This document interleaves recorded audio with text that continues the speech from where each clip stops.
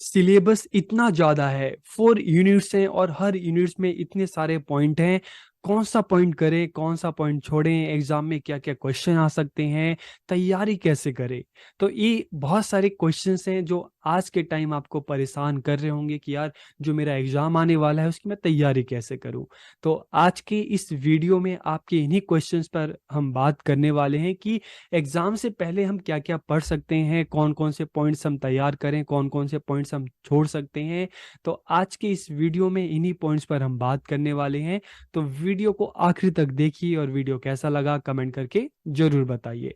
तो हम सबसे पहले अगर हम यूनिट 1 की बात करें तो देखिए यूनिट 1 का टाइटल ही क्या है, contemporary development of Indian education, कि आज के टाइम में इंडियन एजुकेशन का जो डेवलपमेंट है, विकास है, किस तरह से हुआ है। तो देखिए 2020 से पहले जो हमारे यहाँ स्ट्रक्चर था एजुकेशन का 10+2+3 का, लेकिन 2020 में एनईपी के आने के बाद एक नया स्ट्रक्चर जो बना 5+3+3+4, तो ये एक नया स्ट्रक्चर है। 5 अगर बात करें तो ये आप इसको फाउंडेशनल स्टेज कह सकते हैं, जिसमें प्री स्कूल से लेकर क्लास 2 तक की एजुकेशन की बात की गई है। और उसके बाद आता है प्रिपरेटरी स्टेज, क्लास 3 से लेकर क्लास 5 तक। उसके बाद नेक्स्ट जो 3 है इसको हम कहते हैं मिडिल स्टेज, क्लास 6 से लेकर क्लास 8। और उसके बाद जो आता है 4 ईयर, वो है सेकेंडरी स्टेज, क्लास 9 से लेकर क्लास 12। तो इस तरह से जो एक नया एजुकेशन सिस्टम है इसे क्या कहा गया है, 5+3+3+4। तो एक बहुत ही इंपॉर्टेंट क्वेश्चन है जो आपके इस एग्जाम में पूछा जा सकता है, तो इसकी आप अच्छे से तैयारी कर सकते हैं। इसके अलावा एनईपी 2020 में जो एक ज़्यादा फोकस किया गया है वोकेशनल एजुकेशन को। वोकेशनल एजुकेशन क्या है, तो सिंपल आप इसको सिंपल वर्ड्स में लिख सकते हैं कि जो जॉब ओरिएंटेड एजुकेशन है उसको वोकेशनल एजुकेशन कहते हैं। और इसका मेन जो पर्पस होता है बच्चों को जॉब के लिए तैयार करना। और एनईपी 2020 में एक टारगेट रखा गया है कि 2025 तक कम से कम स्कूल जो बच्चे पास होते हैं 50% बच्चों को वोकेशनल एजुकेशन करवानी है। ठीक है, तो एक टारगेट है एनईपी 2020 में। तो फर्स्ट यूनिट में देखें तो ये दो क्वेश्चन जो हैं ये आ सकते हैं एग्जाम में, काफी इंपॉर्टेंट क्वेश्चन है। अब एक आपके मन में डाउट होगा यार जो ये 5+3+3+4 है इसको कैसे लिखेंगे। तो देखो इस तरह का अगर क्वेश्चन आता है तो 5+3+3+4, तो स्टार्टिंग का जो 5 है आप इसको फाउंडेशनल स्टेज आप कह सकते हैं।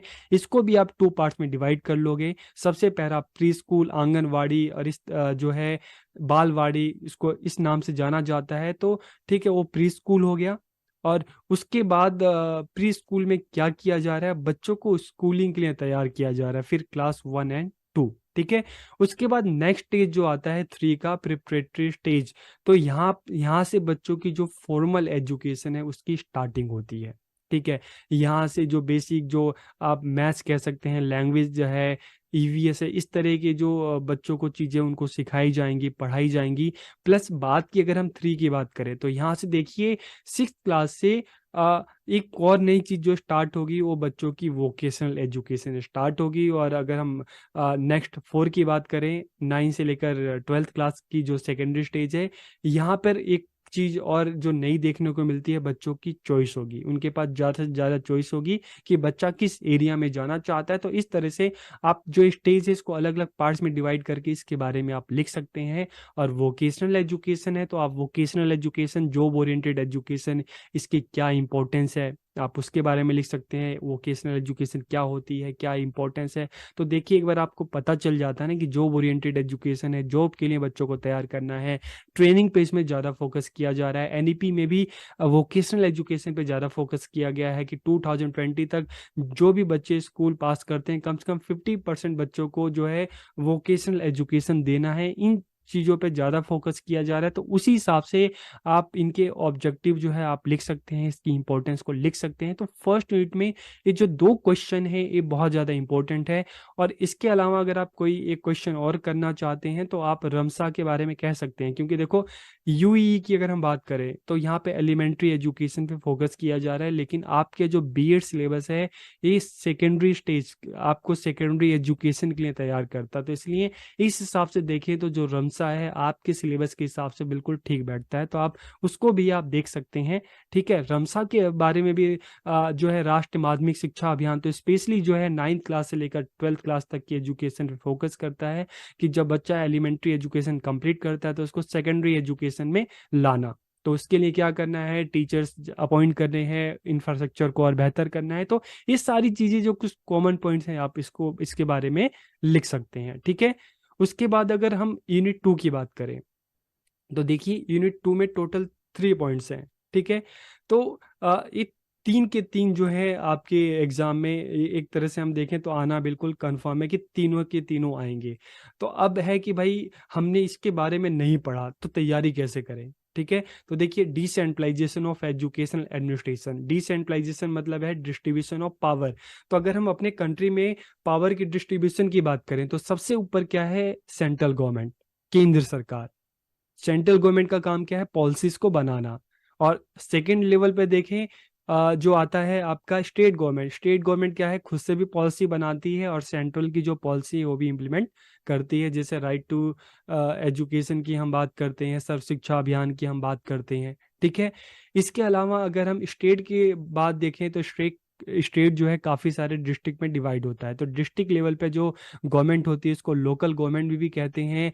शहर साइड में जिसको हम म्यूनसिपल कॉरपोरेशन, नगर निगम, और गांव साइड में हम जिला पंचायत, हम उसको कहते हैं पंचायती राज सिस्टम है। तो इस तरीके से आप जो एक हायरार्की है इस बेस पर डिसेंट्रलाइजेशन ऑफ एजुकेशन एडमिनिस्ट्रेशन। तो सबसे पहले आप सेंट्रल गवर्नमेंट के बारे में लिख सकते हैं, सेंट्रल गवर्नमेंट क्या है। ठीक है, उसकी क्या क्या पावर्स है, उसके अंडर में कौन कौन से स्कूल्स हैं। ठीक है, और इसके अलावा जो पॉलिसी बनाना और फंड रिलीज करना, स्टेट को देना, वो सेंट्रल का काम है। फिर स्टेट गवर्नमेंट के बारे में आप लिख सकते हैं। उसके बाद जो लोकल गवर्नमेंट है डिस्ट्रिक्ट लेवल पे, शहर साइड में नगर निगम और विलेज साइड में पंचायत, तो आप उसके बारे में भी लिख सकते हैं। ठीक है, तो यहाँ तो डिसेंट्रलाइजेशन ऑफ एजुकेशन एडमिनिस्ट्रेशन। फिर आता है ऑटोनॉमी।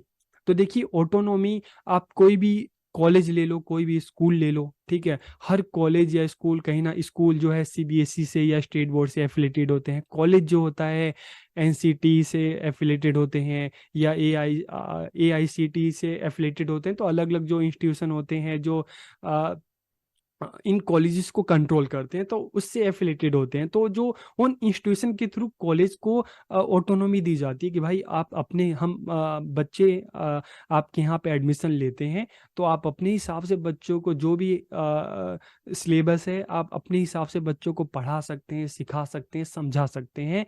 तो कॉलेज लेवल, कॉलेज को जो है एक इंस्टीट्यूशन है उसकी तरफ से कॉलेज को जो एक तरह से फ्रीडम दी जाती है, पावर दी जाती है, तो उसे कहते हैं ऑटोनॉमी। देखो किसी भी कॉलेज के लिए जो ये ऑटोनॉमी है ये बहुत जरूरी है ताकि कॉलेज अपना काम और बेहतर तरीके से और अच्छे तरीके से कर सके।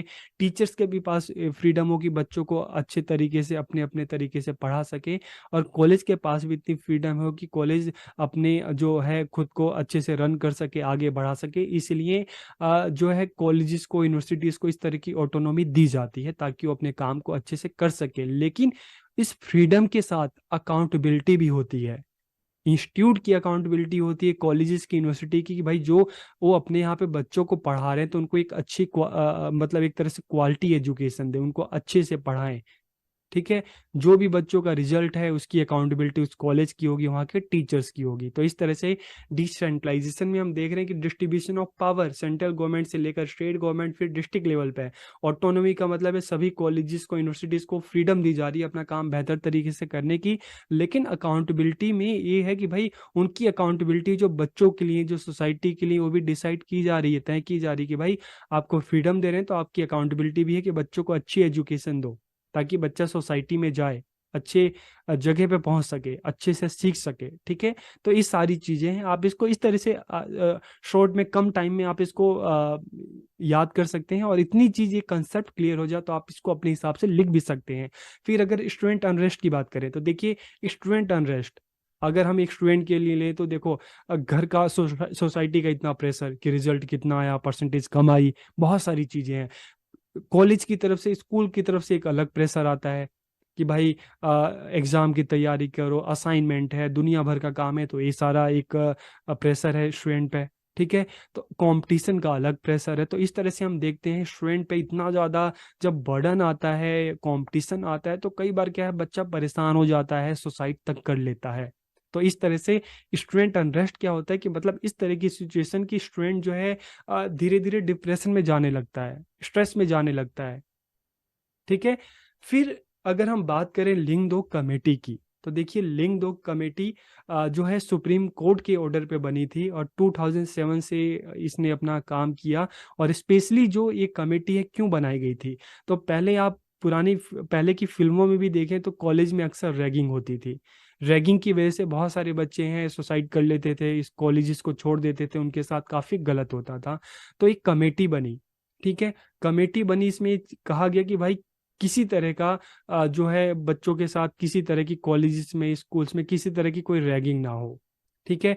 साथ ही साथ जो स्टूडेंट इलेक्शन है यहाँ पे उसकी बात की गई। स्टूडेंट इलेक्शन जो कॉलेज लेवल पे होते हैं उनके लिए जो रूल्स हैं, कंडीशंस है, वो सारी चीज़ें डिसाइड की गई कि किस तरह से स्टूडेंट इलेक्शन होना चाहिए। 5,000 से ज़्यादा उस पर पैसे खर्च नहीं किए जा सकते। ठीक है। जो भी स्टूडेंट एक बार इलेक्शन लड़ सकता है, फिर दोबारा उसको लड़ने का मौका नहीं मिलेगा। उसकी इलेक्शन के लिए स्टूडेंट की अटेंडेंस कितनी होनी चाहिए, तो ये सारी की सारी जो स्टूडेंट इलेक्शन से रिलेटेड और जो हम रैगिंग की बात करते हैं उसको हटाना, ये सारी की सारी बात लिंगदो कमेटी में की गई। तो बेसिकली आप इसके बारे में इस तरह से आप लिख सकते हैं। और इसके बाद देखिए एजेंसीज ऑफ इंडियन एजुकेशन, तो अगर एजेंसीज की बात करें तो यहाँ पे देखो एजेंसीज तो काफ़ी सारी है, लेकिन सेकेंडरी एजुकेशन से रिलेटेड आपका बीएड कोर्स है, इससे रिलेटेड कौन कौन सी एजेंसी है, तो डायरेक्ट देखें तो एनसीटी। क्योंकि जितने भी बीएड कॉलेजेस हैं उनको जो एफिलिएशन जो है, अप्रूवल जो है कौन देता है, एनसीटी। इसके अलावा सीबीएसई जो है सेकेंडरी लेवल पे काम करता है, बोर्ड के एग्जाम कंडक्ट करवाता है। तो इस तरह से हम देखें एनसीईआरटी जो है करिकुलम जो है बनाता है, बुक्स बनाता है।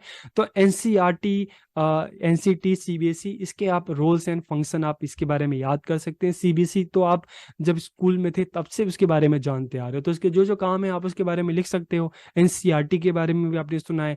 और जब बीएड कर रहे हो तो एनसीटी के national council for teacher education, एक ऐसा काउंसिल जो टीचर एजुकेशन के लिए बनाया गया है। मतलब टीचर एजुकेशन के लिए कौन कौन से कोर्स चलाए जाए, ये काम भी एनसीटी का है। टीचर एजुकेशन जो इंस्टीट्यूशन है उसको किस तरह से कंट्रोल किया जाए, ये भी काम एनसीटी का। क्या क्या उनके रूल्स बनाए जाए, ये भी काम एनसीटी का है। ठीक है। कॉलेजेस को एफिलिएशन देना, मान्यता देना, ये भी काम एनसीटी का है। तो इस तरीके से आप इनके बारे में लिख सकते हैं। उसके बाद देखिए जो यहाँ पे थर्ड यूनिट है, ये पूरा का पूरा यहाँ पे जो फोकस किया गया है, किस पर फोकस किया गया है, एनईपी पे फोकस किया गया है 2020 पे। तो अब क्वेश्चन आता है कि यार भाई इनमें इतने सारे पॉइंट है तो कौन कौन से पॉइंट्स करें। तो देखिए यहाँ पे कुछ जो पॉइंट्स ज़्यादा लग रहे हैं कि इनके चांसेस हैं। एक तो आप सस्टेनेबल डेवलपमेंट गोल SDG जो 4 है, आप उसके बारे में पढ़ सकते हैं। ठीक है। इसके अलावा आप इसमें देख सकते हैं equitable and inclusive education learning for all, इसको भी आप देख सकते हैं। इसके अलावा एक क्वेश्चन जो है पहले भी काफ़ी बार बार रिपीट होता है, कॉन्स्टिट्यूशनल प्रोविजन ऑन एजुकेशन, इसमें राइट टू एजुकेशन।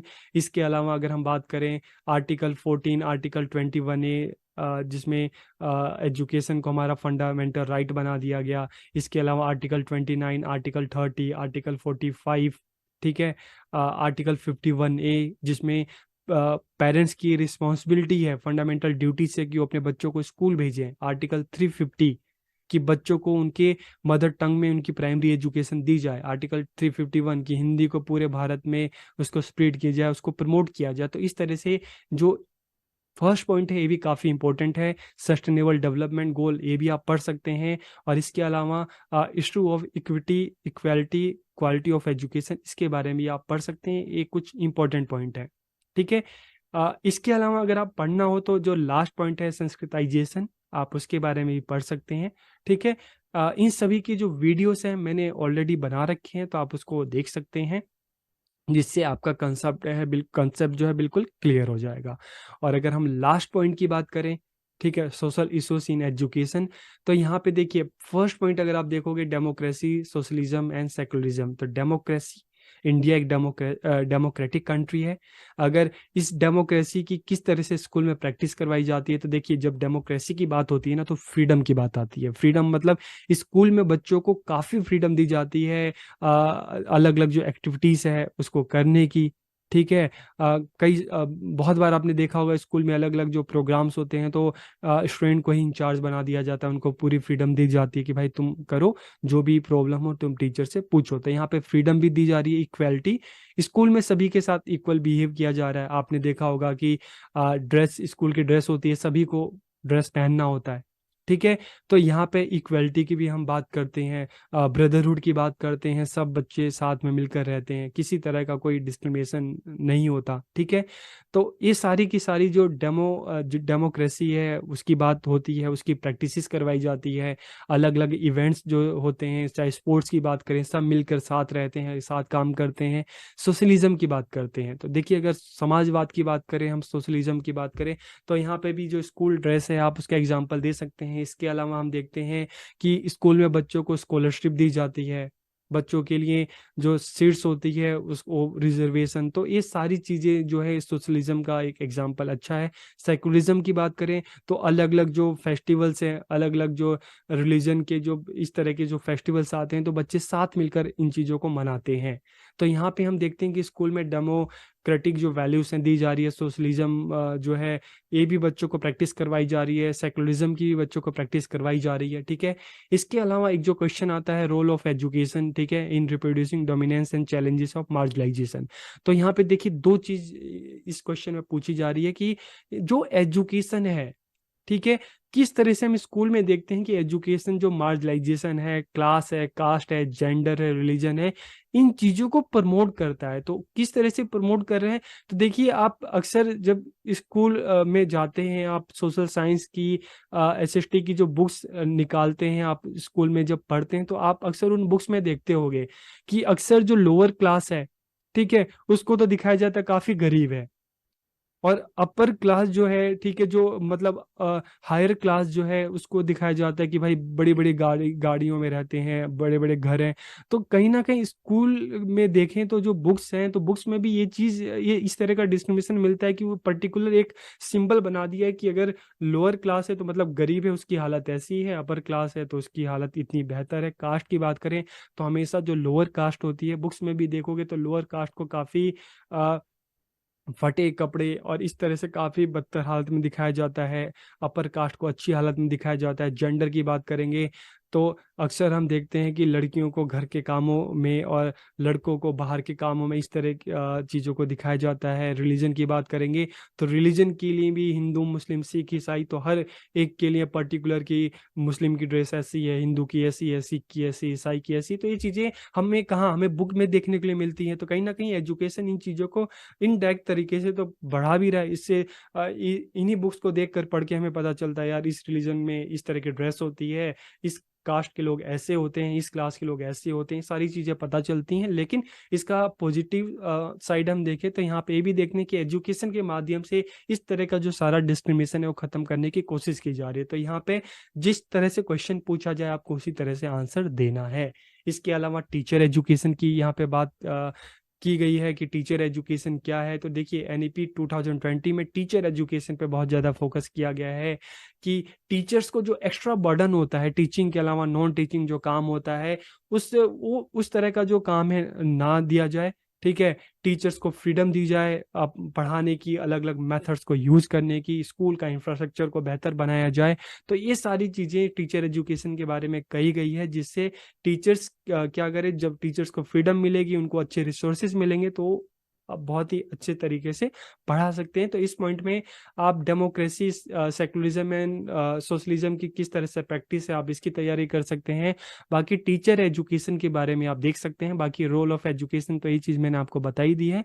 तो इस तरह से अब देखिए बुक्स लेकर बैठने का टाइम नहीं है, आप आराम से सिलेबस लीजिए, एक एक पॉइंट देखिए, और जो ये वीडियो मैंने बनाया, और आप मुझे बताइए कि जो ये पॉइंट जो मैंने आप सबके साथ डिस्कस किया, तो आपको समझ आया कि नहीं, कि भाई कैसे हम कम टाइम में ज़्यादा से ज़्यादा तैयारी कर सकते हैं। तो देखिए, इन चीज़ों के लिए आपको बुक्स के ऊपर मतलब बुक्स में ढूंढने की ज़रूरत नहीं है, आप अपने खुद के एक्सपीरियंस से लिख सकते हैं। जब मैं डेमोक्रेसी की बात करता हूँ, तो हम तो एक डेमोक्रेटिक कंट्री में बचपन से रहते आए हैं, तो क्या इसके लिए हमें किसी बुक्स को देखने की ज़रूरत है? स्कूल में इसकी प्रैक्टिस हम बचपन से ही देख रहे हैं।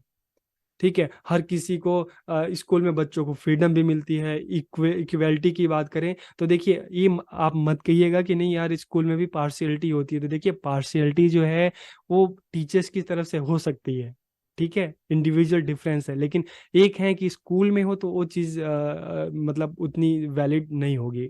इसके अलावा सोशलिज्म भी देखें तो देखिए, सोशलिज्म हम देखें तो स्कूल मिनिएचर ऑफ सोसाइटी है, तो यहाँ पे भी देखते हैं कि सभी बच्चों की भलाई के लिए, सभी बच्चों के वेलफेयर के लिए काम किया जा रहा है। सेकुलरिज्म, अलग अलग इवेंट देखें, फेस्टिवल देखें तो सभी को सेलिब्रेट किया जा रहा है, ठीक है।